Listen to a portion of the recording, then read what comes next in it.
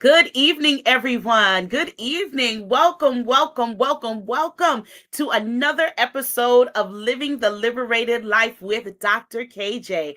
I want to welcome each and every one of you that has taken the time out to watch us live or even watch us in the replay. We just want to say thank you so much for your support over the last couple years. We've been doing this and we're so grateful. We realize that lives have been changed. People have been impacted. People have been inspired to live more liberating lives. And so today I want to say thank you, thank you, thank you.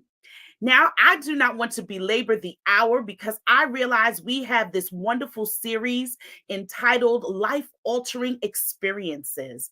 Life Altering Experiences. Family, each of us has a story. And in the stories that we've heard, in the stories that we will hear, we will find a common thread. And that common thread is that everyone that has gone through has gotten through. And that's good news for somebody tonight. Somebody needs to know that even though you're going through, you are going to get through. And this is not the end of your story. There is joy, there is peace, there may be some shifts, there may be some adjustments that have to be made, but ultimately your story doesn't end in the storm. And so today, let me just backtrack for those of you that are watching this fourth episode for the very first time, are joining this series. The first series we had Brother Chris Osborne. He came on and shared. He was an amputee, y'all. Brother Chris was an amputee. He shared he had one of his legs amputated. And so he shared his story of triumph over tragedy in the midst of that. And then we had a pastor. Pastors go through stuff too. We had Pastor Jeffrey Thompson out of Queens, New York, who shared with us his story because he is the recipient of two organs, not one, but two organs. Yes, Pastor Jeff received a heart and he received a kidney at the same time. And he is thriving and surviving. And so we're really excited about that. And then we had our sister beloved, Sister Diane, who came and shared about her cancer diagnosis. She had a diagnosis of colon cancer. And so she shared her story. And then in the midst of that, she also shared her story of being a widow. And so she had a powerful testimony, a powerful story, and it was very impactful for all those that watched. So I'm going to encourage you that after you finish watching this episode, you go back and check out those. Another young woman. We're going to call her Dr. O. Dr. O is in the building, and I'm so excited that she's here. Let me tell you a little bit about Dr. O, about how I met you, and then I'm going to have her come and share all she wants to share with you in her story. Dr. O and I met earlier this year. We met in January of this year when we were both at a conference. We were both presenters at a conference. And even before that, we had a mutual friend who connected us. Shout out to you, Sister Tandy, if you're watching, who connected us because she knows that her story is one that I would be interested in and had some connections to what we do in living the liberated life and liberated to love. And so tonight, I do not want to belabor the hour. I am going to go ahead and let me just make sure Dr. O is backstage. Dr. O is backstage. We're going to make sure that we have a wonderful show tonight. So you all make sure you put your questions in. Go ahead and shout us out and let us know that you're in the building. But without any further ado, Dr. O, hey. Hey, Dr. KJ, how are you? I'm great. So we've got all the initials going on. We got Dr. KJ and Dr. O in the building. Wonderful, wonderful, wonderful. This is So great. grateful to be here. Now, I see the sun is shining. So just for all of you that are watching, Dr. O is, where are you, Dr. O? I am out here in the West, y'all. Arizona. It is about 4 o'clock, spiking hot, 102 last time I checked, but I'm enjoying it. Wow, 102 degrees. Well, I feel like you're going to bring that 102 degrees into this session tonight. So why don't you tell our guests, those first persons that are watching us tonight, who you are, where you're from, what you do, and then we'll get into your story. Oh my goodness. Thank you so much. Y'all, hey, I'm Dr. Olympia O'Neill White. I am a clinical social worker, aka I'm a therapist. I wear quite a few hats, but my primary day to day is that I am a clinical social worker for the military. Outside of that, I run my consulting business through my Lens Consulting Services, where I help social workers and other change agents develop professionally through public speaking, education, or workforce development. Um, I do quite a bit. My specialty, though, in practice is trauma, reproductive, and perinatal mental health. So that's my happy place where I do a lot of work, and my story is kind of attached to that. Of course, because all the hats I wear, I have to put out the disclaimer, though, that, I'm going to say a lot of things today, but nothing that I say is a direct representation of Uncle Sam, DOD, any particular commander, base, or organization that I work for. Very good, very good. And that's very important because we don't want anything to come back and bite you, right? And so we need that disclaimer. Wonderful. And so, sis, so you wear many hats as you've shared. You're a social worker. You're also in the military. Talk to me. What arm of the military are you in? For all of Oh, our military. it's army life, okay? Good hood. Can I get a All hood? right, the army life. She is a part of. She is a. What is your rank? Oh my goodness, I am a officer, so I'm a behavioral health officer. All right, behavioral health officer. Wonderful. And so, Dr. O, I need you to go back now. I need you to go back. You just shared a little tidbit just now when you said that your story is connected to what you do today. And so that is the triumphant piece. That is the victorious piece. That's the celebration, right? But before we get to celebration, before we are able to get to this, oh, yes, this moment of joy and excitement and being able to work in what we've been called to do, right? And being able to bless Mhm. other people, we have to go through something. And so I'm going to open the floor for you now to just kind of share a little bit of your story. Absolutely. Walking down the rabbit hole, my goodness. So, once upon a time, I was very young, very excited about what life had to offer. I had graduated with my master's degree in social work, gotten the job, fell in love, got the partner, and I felt like it was that time, just per societal norms and expectations, it was that time to start looking at marriage, to preparing Mhm. for motherhood, to seek parenthood. And so, perfectly healthy, as I've said before, in the military. So, myself and my previous partner, we got married, we moved forward in that happy place, and we immediately started working towards parenthood. Mhm. And I remember out of nowhere having, my birth control removed, and out of nowhere within maybe, I don't know, 3 to 6 months, I gained weight. When I say weight, I mean like we talking 40, 50 pounds.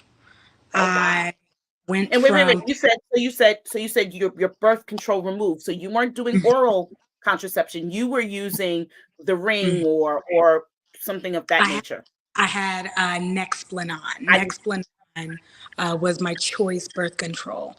And okay. that's a part of my story. I've been using birth control since I was about 15, 16 as a result of irregular periods. I Okay. oftentimes tell folks, I think back to my experience, and I remember being, 12 when my cycle started, much like most girls, 12, 13, cycle started, and then it would come and then it wouldn't come. And, my mom, Southern Belle, sweet as pie, but she had three girls and she knew exactly what time everybody should be coming around the bathroom for their napkins. And I was always the one that would skip for months at a time. So, of course, the assumption would be, what you out here doing? What's going on? Hold on, right? And so I remember having this experience a lot as a teenager, and my mom would take me repeatedly to the doctor. What's going on? Is she pregnant? What? And the doctor would always say, oh, nope, not pregnant. And after a Mhm. while, they got sick of her bringing me. So they then said, okay, no problem. She's just irregular, but it's been some years. We're going to go ahead and we're going to put her on birth control. The birth control is going to help with her irregular periods. It's going to help with the terrible pain she says she's experiencing, the acne, the different things, and it's going to help and balance everything out. What my mom thought then was something to help regulate was actually something to mask a condition I had the whole time that Mm, didn't get discovered until I got married and started seeking my own parenthood. So I gained about 40, 50 pounds. mhm. I got high blood pressure. I became pre diabetic. It was scary and not a positive pregnancy test in sight. For almost 6 months, this went on, and I would go to the doctor every month. Hey, can y'all test me? Because there's no way I'm not pregnant. I'm doing the things, The I've things, checked right? all All the the things. boxes, and this should be happening. And, I remember every month, well, your blood pressure's up. Yeah, your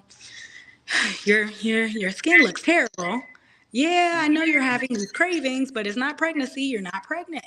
And I remember that experience was just terrible. I thought I was crazy as all get out, is what I used to tell folks. I thought I was making it up. If I didn't see Mm, my weight and look at myself in the mirror, I would have thought that this whole experience was one I was making up, because there's no way I'm not pregnant, but all these crazy things are happening to me. right, right. I ended up going to the doctor. This was after quite a few months of going to my normal doctor and kind of being told, hey, meh. And I had a friend encourage me to go to a local doctor. At the time, I was actually overseas. So I had a friend encourage me to go to one of the local doctors where I was and just get an interpreter, get evaluated and tested there because they might be able to help. Mhm, That mhm. same day in that session, I paid I want to say $60, saw the doctor, and with my interpreter there, they explained to me that I had PCOS, or polycystic ovarian syndrome. And because of that, that's what resulted in all my symptoms coming about the way they were. So why don't you break down? Well, first, let's talk about the impact it had on your marriage, the impact it had on your relationship, the fact that you are trying, you are both on the same page, you're both trying. It's not like you trying to bamboozle him and he's not trying to get knock you up and you not wanting to, you all Right. are both on the same page. You both want to have a child. You are both excited about it and it's not happening. Let's talk a little bit about that impact it had on you and your partner. Oh my goodness. So, of course, I'm very grateful now because I'm able to take a step back and consider the situation as a whole. But at that time, right, you don't know any better. All you know is, listen, Hmm. why is this not happening? And we were a younger couple. So, development of communication skills was something we needed to pick up anyway. But to have newlyweds that were very excited and invested in starting a family, newlyweds that had, stressful occupations, we were both military, and then, just that additional weight of things that were going on in the world during that time. COVID was preparing to kick off, just a lot of things that were going on. So we had issues with communication. The first couple months, I was like, oh, okay. But once I started gaining weight out of nowhere, and then my libido changed, and his libido or interest changed because he said, sex felt like a chore.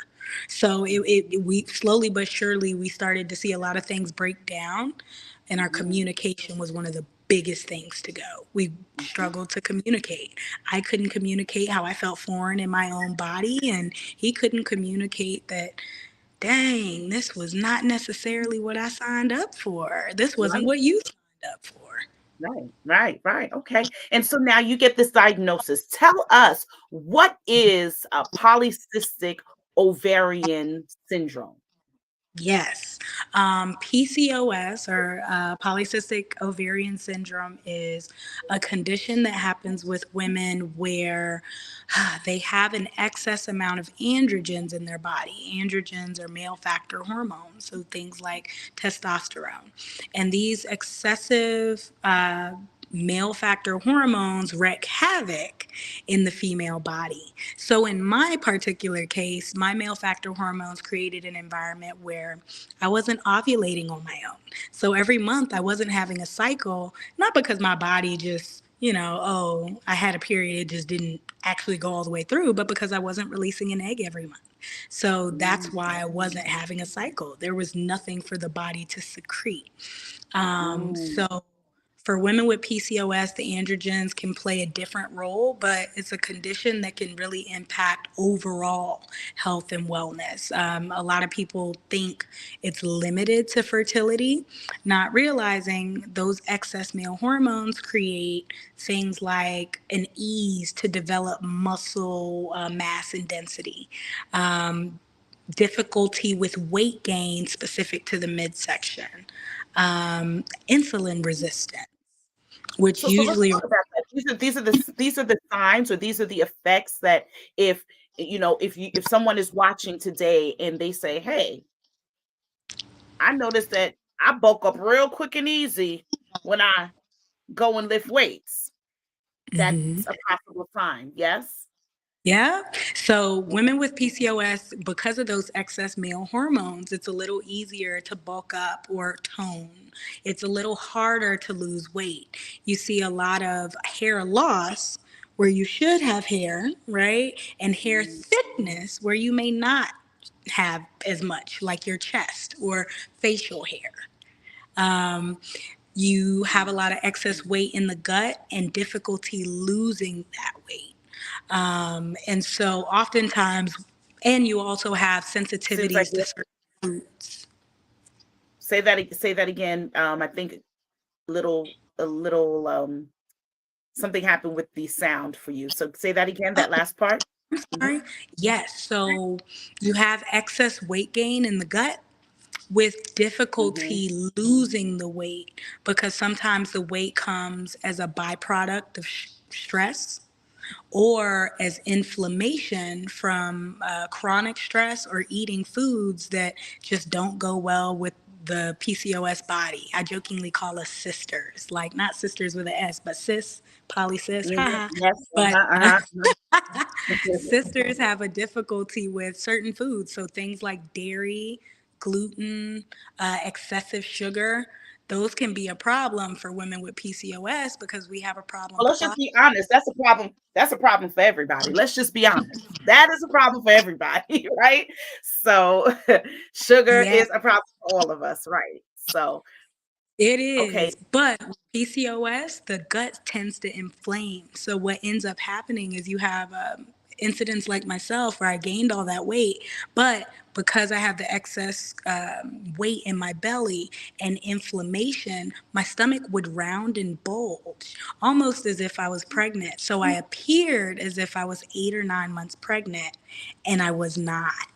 And It was just infertility was inflammation. also one of my byproducts. So infertility was one of the byproducts. Now, do you know what specifically caused it and why there are different effects that the PCOS has on different individuals? Are you aware of that? Can you share? Yes. I now, of course, I'm not a medical doctor, just a personal journey and my experience as a clinician. But with PCOS, there are different types, and depending on a person's cultural background, the foods that they eat, their stress, chronic stress, or their lifestyle, their different choices depends on how their symptomology will impact them. Remember, I referenced birth control and said that my symptoms were being masked. Medical profession did not know that the number one way to treat PCOS, and when I say treat, I don't mean treat to cure, treat to manage symptoms. The number one way Mhm. to do it is with birth control. So many women that, had these irregular cycles, cysts, which are actually underdeveloped eggs that didn't reach maturity. The body has a natural way of saying, nope, we're not going to release that. It's not, it hasn't met its time. So these cysts or underdeveloped eggs build inside of the ovaries, which is where this Mm, polycystic portion comes from. You have these underdeveloped eggs in your ovaries that build around.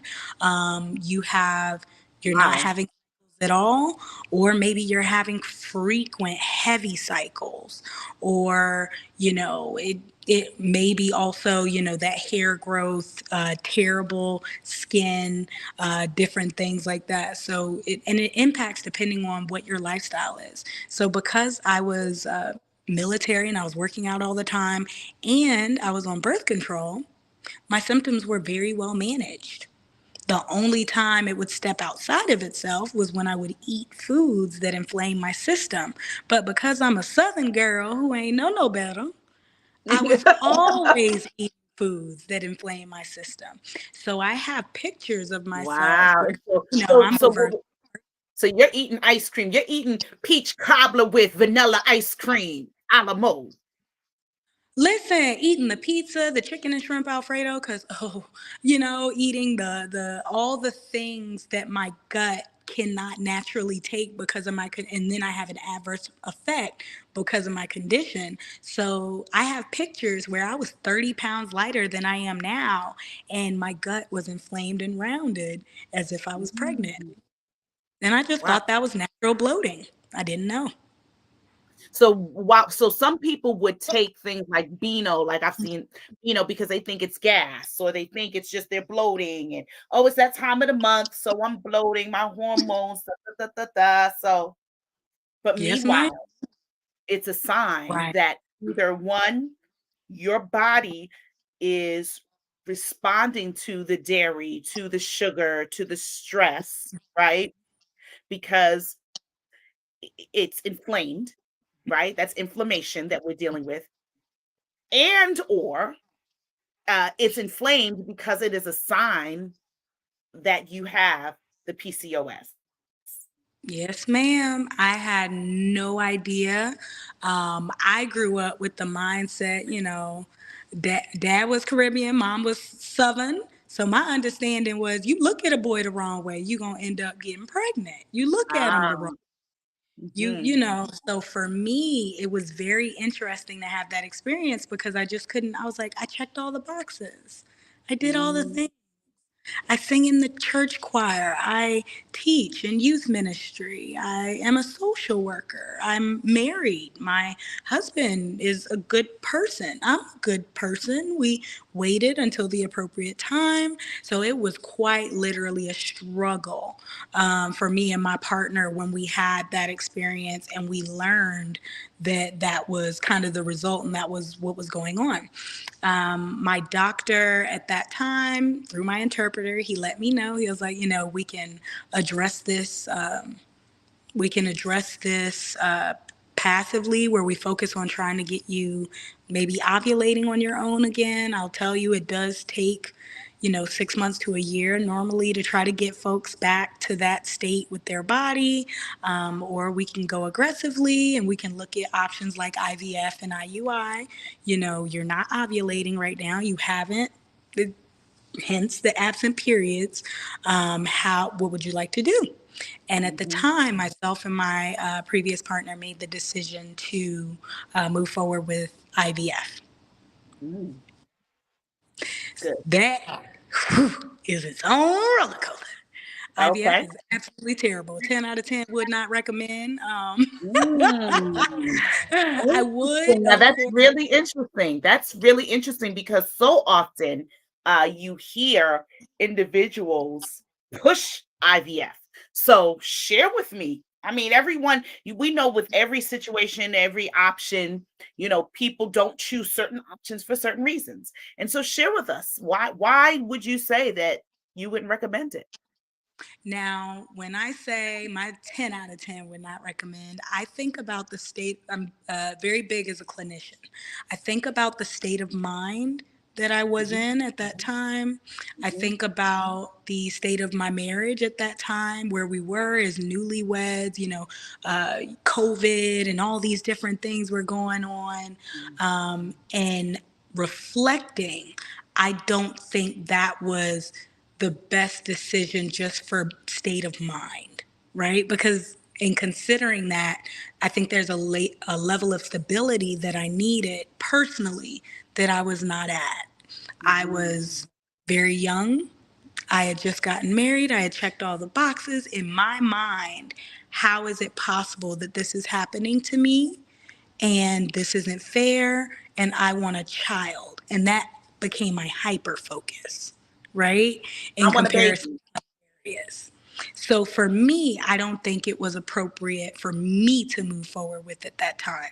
I think if someone wants to move forward with IVF, of course, all the nuances attached to it, just as far as the medical procedure, because it is a medical procedure and a process. Every country, state, different doctors and their practice level, they do IVF differently.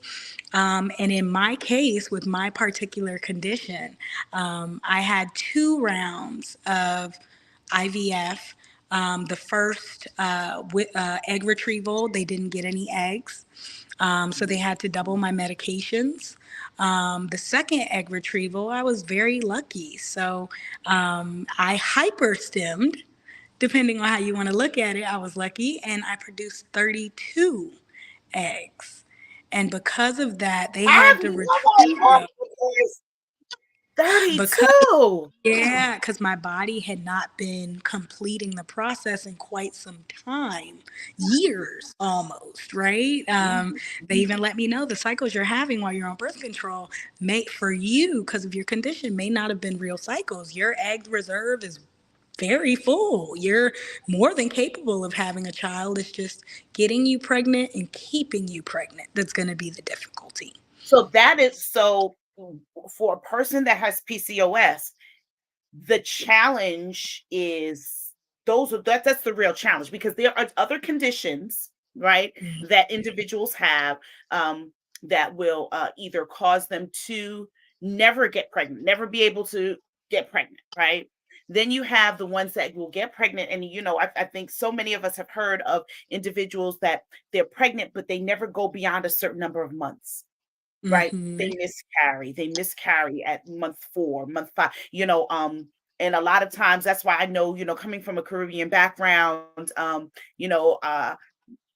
would hear my mother or my aunts say things like, no, you don't say anything. And I'm sure other, black folks, just black folks, we said, don't say nothing until you're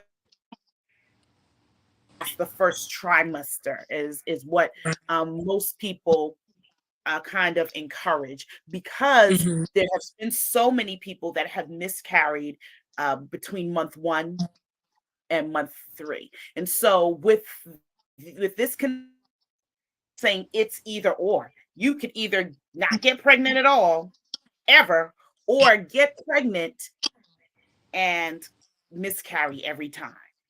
Have difficulty retaining, absolutely. And so in my circumstance, I hyperstemmed because my body was just so happy to finally be able to produce and ovulate. So I ended up on bed rest for about a week and a half, because of that that hyperstimulation. My ovaries are not made for that kind of work. And so Mhm. I ended up doing a frozen embryo transfer, maybe a month or so after I healed. And we transferred 3 children. One did not make it, or excuse me, one did not make it at all. One did not, the other one was absorbed. So I did leave with one viable pregnancy. So we did successfully get pregnant with our son. I carried until I was about 15 weeks. I went to my first ultrasound, and during that experience, I had come back to the States. My husband was still overseas at the time. And so I came back and I went to my first ultrasound independently. And I was told, yeah, well, nope, I don't hear a heartbeat. And Mhm. that's how I found out I had miscarried. I had had what's called a silent miscarriage. So my son Mhm. actually passed 10 weeks in 10 weeks and 5 days. But because he refused to leave and he refused to decompose and he refused to break down, my numbers stayed high and I still continued to have pregnancy symptoms. I still continued to go through that process. So I had While carried he was him. still yeah, while you were still carrying him. Yep. So so so just for clarity's sake, and the fact that you are coming and you're sharing this, I know that you are in a place where you are open to this, and so I just want to I know that this can be very triggering. But just for clarity, because we want individuals that are going through this to be clear and understand, when you say he was 10 weeks and 5 days, that was at the point that you discovered that he was no longer living, or was that the point in which he stopped living and you carried him for another however long without knowing that he was Yes, uh, ma'am. It not was living? the second one. So he passed at 10 weeks and 5 days. That's when he stopped developing. I continued to carry and I went into the office for my first ultrasound visit when I was about going on 15 weeks. So I carried him for an additional 3.5, 4 weeks before finding out that he had passed. And the presentation of that information, I would say, to try to keep it a buck, but also to provide grace, was done in a way that it was very triggering and traumatizing. I remember I tried to FaceTime my partner at the time, and he had likely fell asleep because, 13-hour time difference. And so I remember having the recorder on the screen and just kind of trying to record and speaking to him and telling him how excited I was for this, how grateful, and all these things. And I Because you're remember thinking you're gonna see a heartbeat and you're gonna all of that stuff, right? That's where your mind is. explaining Okay.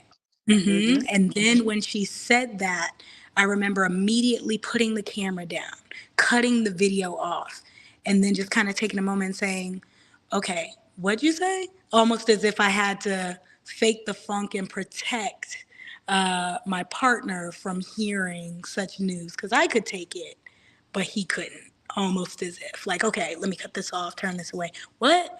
Mm-hmm. Mm-hmm. And I remember her repeating it, kind of in a similar nonchalant way. Well, I'm not. Let me see. Nope, not seeing anything, not hearing anything. Yeah, let me get the dot. And I was like, okay, wait. And I remember the doctor coming in. I remember, him doing a check as well, letting me know, that my son had passed, letting me know kind of what that looked like. Telling me he was going to give me some privacy. He'll go next door to the office, and when I'm ready, I can come next door to talk about next steps. And I remember them closing the door, and in that moment, just the feeling, the thought, the one, of course, disbelief, because there's no way this is happening to me.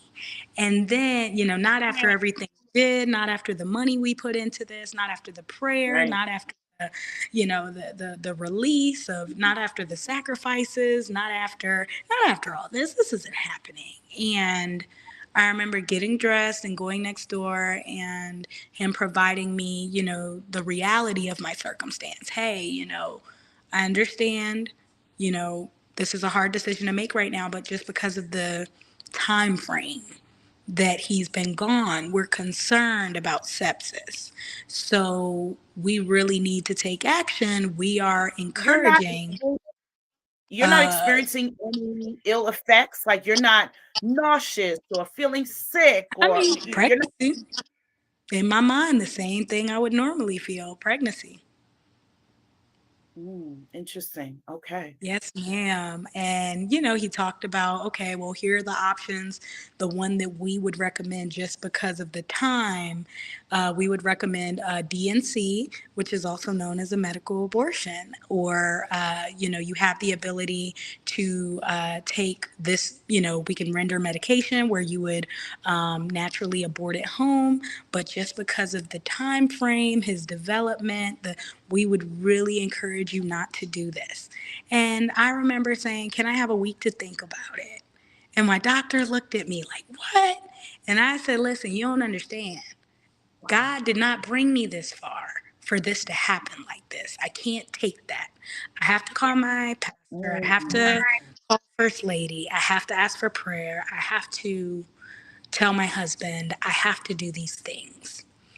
And I remember going home, letting my dad know, letting at the time my mother-in-law know, and okay, we're coming now. Like, people are flying in at this point, and I told my pastor, I called the mother of the church, let them know, and everybody stood in agreement, stood in prayer, and obviously that was not necessarily the way things worked. There was plan, there was purpose, but it was not for me to take a baby home in that way.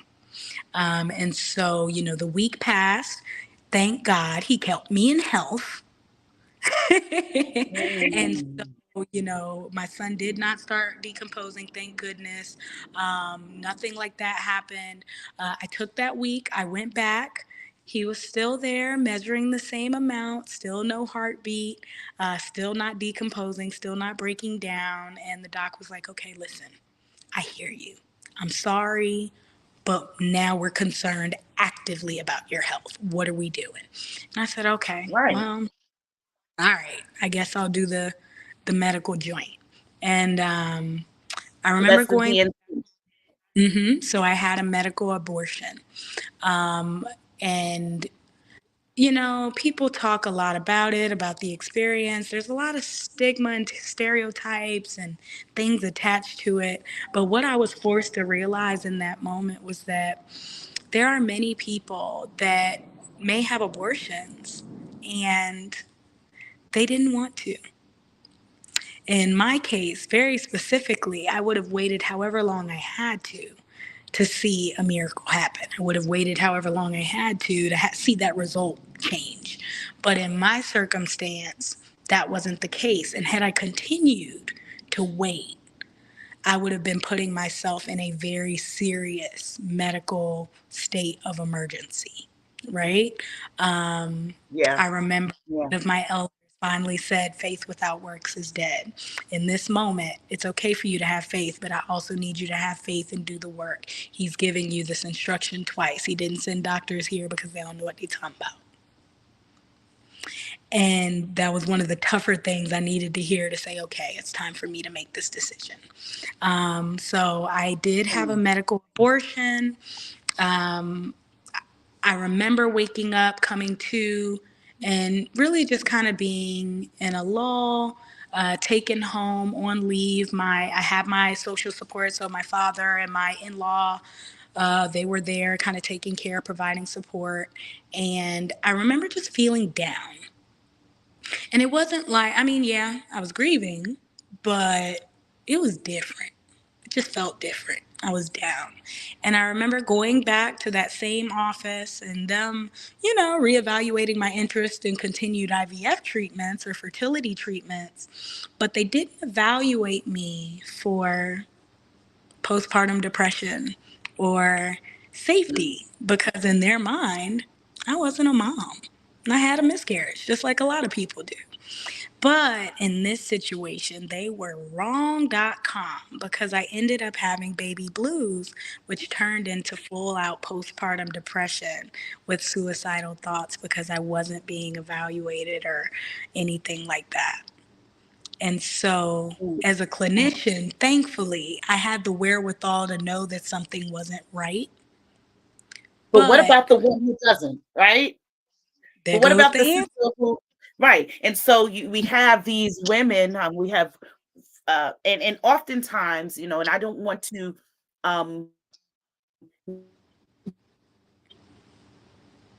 a male partner, right? But oftentimes I've spoken to women who have endured miscarriage or even abortions, right? And they are grieving. There is grief. It is grief, no matter how you slice it, right? It is grief. Whether you decided to do this, that process of making the decision in and of itself, you're grieving, right? And now you're grieving, and pregnant, right? Because you're not, your ailment is not visible to the naked eye. Everyone is going on business as usual. Meanwhile, you're like, next week I was going to go looking for a bassinet. I started doing the baby registry. I have a pin. Look, how about this one? I have a Pinterest board with baby clothes and baby names and things, right? And so now you're like, no one is understanding that I am depressed. I am, it's not just disappointment, it is depression, right? Because disappointment is one thing, but depression is a whole nother thing, right? And now you're And at the point, go ahead. oftentimes with postpartum, a lot of people they kind of stigma or stereotype what they believe the postpartum experience should be or what it looks like, not realizing that any woman or individual with female organs, anyone who has went through that experience, and even if it resulted in a ectopic, a miscarriage, a stillbirth, regardless of what the result of that pregnancy was, every woman is going to experience come down. So the baby blues is that, 2 weeks following, right? Generally speaking, where, the hormones are coming down, right? So that natural shift in mood is going to happen because of the natural come down of those hormones. It does not matter at what state of the pregnancy they were in, right? Or what the result of that pregnancy was. So then if it doesn't resolve after 2 weeks, we're no longer talking about baby blues, which is just normal for everyone. We're now talking about postpartum depression. And postpartum depression left unchecked can look like a situation like mine, where I was having these thoughts and I was still grieving on top of having postpartum and not realizing it, right? So it's very important, I think. I started to realize, which is why I talk about pain having purpose. My journey was it traumatic? Absolutely. Was it terrible? Who, 10 out of 10, wouldn't recommend, would not pass it to my worst enemy. But I was birthing something, and it wasn't just my son. It was a call to action for different professionals, different communities, different individuals. It was a call to action to do a couple of things. One, to stop minimizing the experience of those that are suffering from some of these conditions and disorders. Infertility is not a walk in the park, and neither is PCOS, endometriosis, erectile dysfunction, right? These are all realities that many people Yes, live with, even yes, within our congregations. yes, We also have to be careful about the verbiage and what we're telling people as they navigate these experiences, because we'll very quickly reference so many things. We'll reference God, or we'll reference planning and timing. And, I think one of the toughest things I had to hear was, maybe, there's something you have to atone for. You have to pay attention. You have to repent. You have wow, to, and or maybe, just maybe, you're not paying attention to your role in the kingdom, or maybe you're not. And it creates this shame that people start to carry, not just the yes, shame of not being normal like everyone else, but now the shame of, I'm not enough, I'm not meeting the mark, I'm not, and this is why this is happening to me, right? mm-hmm, Call to action for our professionals. First thing I said was, where's my social worker? I'm a social worker. Where was mine? Where is my help? At no point mm, in time was I assessed. At no point in time was I referred to a mental health provider, you know? Mm. So, call to multiple professions, multiple disciplines. We have work to do as it relates to these experiences, and we can be the change that we need. We just got to speak up about it. So, I didn't birth my son in the way that I wanted, but out of my Did you son name came him? Did you name him? change. Did you Nugget. name him? Nugget. Okay, so we speak your name, Nugget. We speak your name, and knowing that even in your short time here with us, that you definitely have had purpose, right? And then I think that is enough. That is praiseworthy, right? Because so often we feel like, um, who is it? What happens to a dream deferred? Right, we begin to ask that question, but ultimately in this case, while that dream may have been deferred, and while he may not have been here in the flesh, he definitely served purpose, right? And so we speak your name, Nugget, we speak your name. Right. So some of it, but I'd love for you to share with us a little bit about, and we're kind of wrapping up our hour together, but share with me a little bit about how your faith journey. We know how your life was altered because you've already spoken to the fact that you use this experience now to be able to be who you needed, right? So you are who you needed for somebody else, and we rejoice in that, because we're thankful. I'm sure many people have been impacted and blessed simply because you took that as a call to do that, right? But how has your faith journey, your private time with God, how has, I mean, were you angry with God? Back to church, you say? Listen, What was going on? Let's talk about that. listen, my God. So I tell folks real quick, me and God had hands. We had hands for a number of years. Let's go. Let's For a go. number of years, because I couldn't Right. understand. I didn't. It didn't make sense to me. And then the things that were said to me in response to my experience were kind of that of, okay, well, that happened. It's time for, you've had enough time. It's time to get over it. Let's move forward. And it was like, no, I'm still obese. I'm still pre Mhm. diabetic. I still have facial hair. Me and my ex partner, we're still not communicating. And our marriage is now worse because people don't recognize the depression that the partner goes through when a child is lost, right? Or the shift So in the pause right relationship. there. So let's pause. Brothers don't understand. Help me out, sister. Brothers don't understand that even during your menstrual cycle, that week leading up to your menstrual cycle, during the menstrual cycle, and that week after the menstrual cycle, things are going on. You're not faking, you're not making it up, you're not, it's real, right?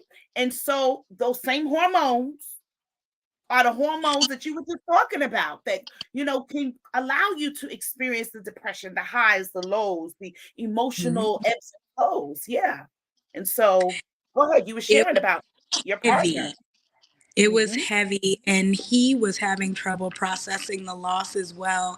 And what I realized was men and women grieve different. So his version of grieving was really diving into work, diving into the game, hyper focusing on things that he was able to use escapism for to try to Mm-hmm. cope.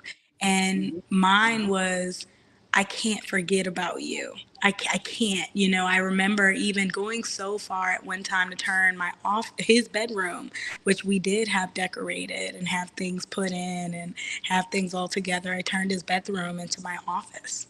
So I spent most of my time in that space, right? And we were both going through our grieving journey. So I was upset with God. There was a period where you could not say, what's that old saying? Um, uh, uh, people ask you how you doing, blessed and highly favored, things like that. Don't say that in my house. Don't. You got one time. Go get, okay. Right. And so being able to rebuild that relationship with God, but in a way that was authentic and not idealistic. Because some Mm, people have a very idealistic relationship with God where they see him as this perfect being who, literally does not do wrong, not realizing what we may perceive as wrong. Because that experience I had was traumatic. There's no question about, regardless of how you flip it, that was scary. It was terrible. Those were scars, but that was a part of a plan. I didn't see it or mm, understand it at the time, and many others didn't either. But just as you said, I was birthing something, but it wasn't meant to be nugget. It was supposed to be a movement. And in order to get me to do that, I sadly had to walk that. I had to walk that path. I had to drag myself along that path when I couldn't walk no more. But there was a mhm, my when me and God finally got back on good terms, he told me something that made me feel okay mhm, with what had happened. Not in the literal realm, but more in the spiritual. Okay, I understand. He mhm. said your pain has purpose, but your purpose is not pain. That's good. That's good. That's So, good. okay, my pain has purpose. What do you want me to do with this? Yeah. And he said, make folks better. Tell folks so they can help. They can't help if they don't know. Okay.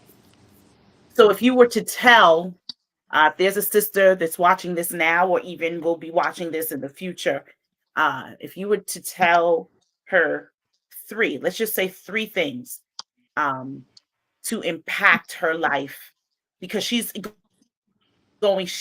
going through, Dr. O, she is going through what you have gone through right now. Right now, in this moment, she is sitting at home, tears running down her face, under the covers.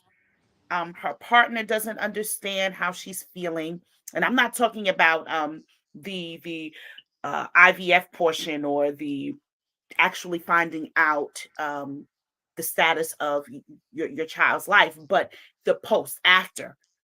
She's in that moment right now. She's in that dark, dark place. What are the three things that you were telling that young woman? I think the first thing that I would tell her is it's okay to sit there. It's Mhm, okay to take a seat. It's okay to be tired. It's okay to be angry.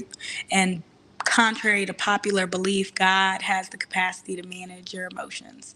So if you mm, need to cuss him, if you need to hoop, holler, if you need to question why he did this to you, it's okay. He can take that. mhm. What he can't You can take handle it.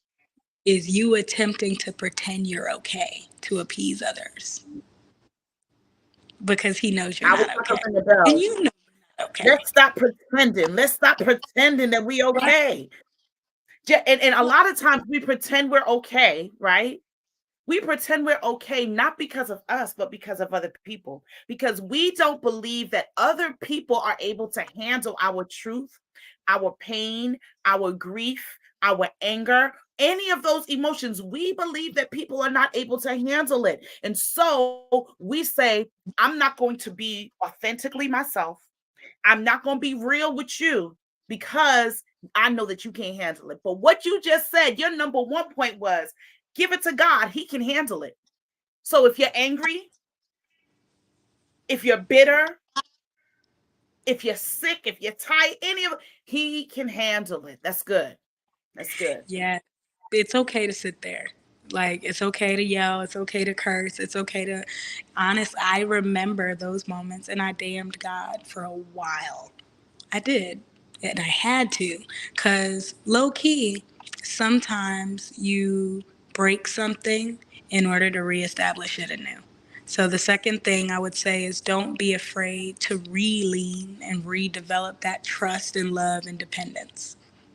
It's Mm. okay to destroy the relationship with the goal of rebuilding again because you may And when you say rebuild in destroy the so much. relationship, when you say destroy the relationship, are you suggesting uh, a divorce? Are you suggest what are you suggesting when you say that? I will truly say it depends on the person, right? It truly depends on the person. I can't speak to everybody's individual experience, but sometimes being unequally yoked, I think, looks like a multitude of different things. It could be you and your partner, it could be you and your fake relationship with God, because I was so busy trying to be perfect, I didn't want to be present and I didn't want to be And authentic. so that was what I was going to say. So once you give us the third point, I would ask you, because I want you to give us the third point that you're giving to that sister. But then I'm going to ask you something else. I'm not going to tell you now because I don't want to skew the third point. So give me the third point, and then I'll ask you this final question.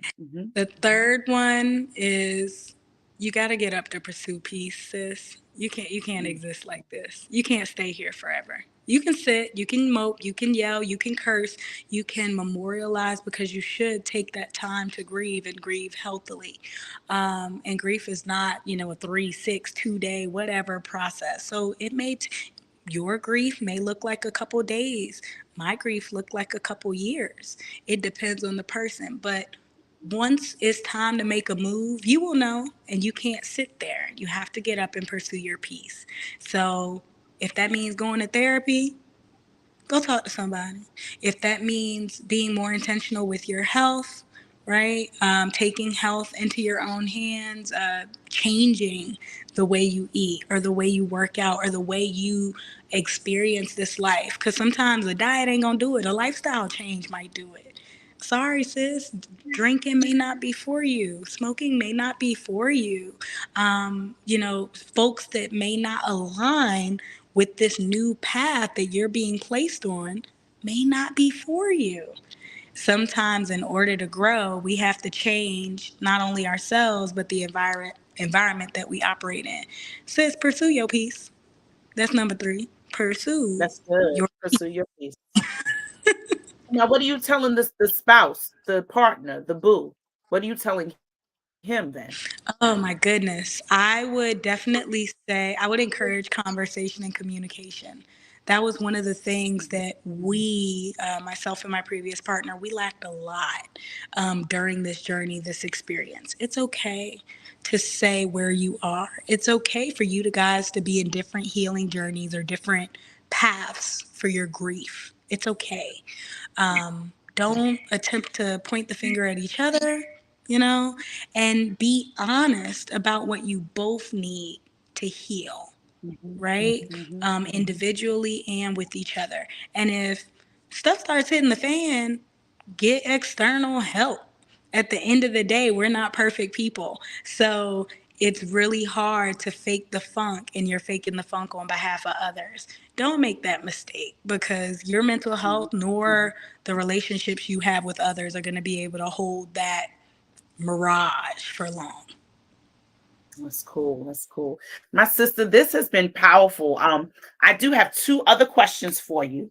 Um, You know, got and, you. and then so let me ask you, how have you chosen to um memorialize Nugget? Like, did you have an actual service for him, or is there something you continually do on the anniversary? What would have been his birthday? All of those types of things. What have you done to memorialize him, and would you recommend that to someone else?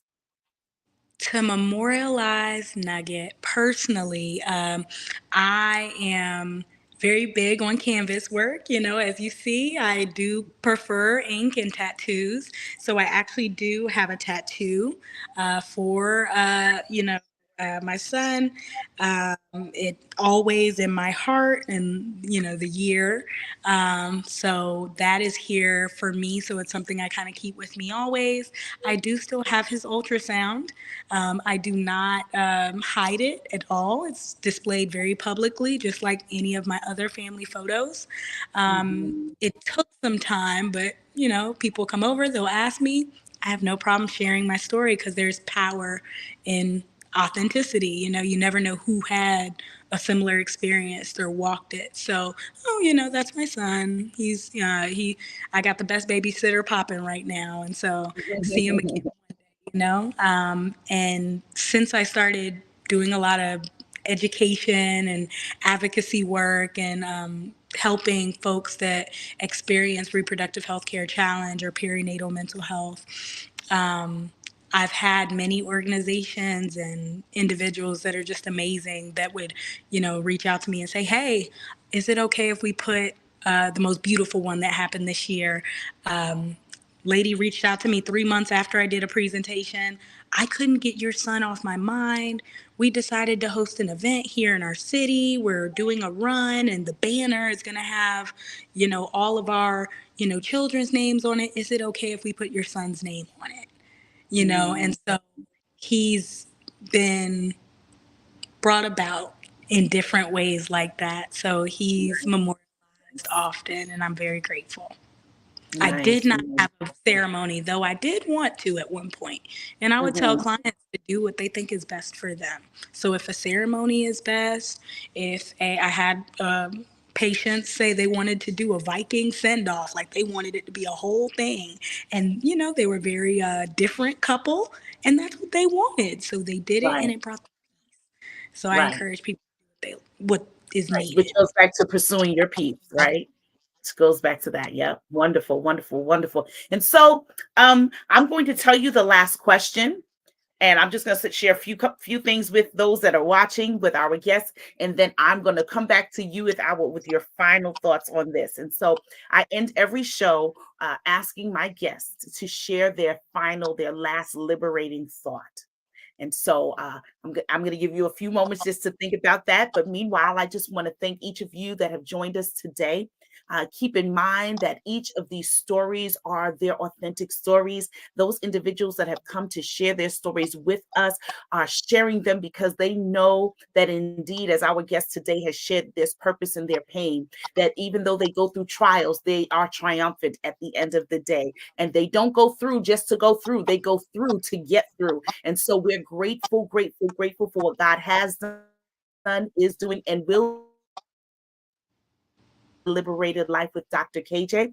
I need you all to subscribe, subscribe, subscribe, subscribe, click the bell, uh, put your comments down below, tell a neighbor, tell a friend. Listen, if I was selling the dopest shoes on the market, you'd be sharing it with your friends and your family. So we need you to share this show. We need you to share Living the Liberated Life with your friends and your family, because we are blessing people. People's lives are being impacted and changed simply because of people's stories. And we're grateful for that. And so thank you all for joining us tonight. And now, Dr. O, will you share with our guests, our friends, our family? Can you share with us what is your last liberating thought?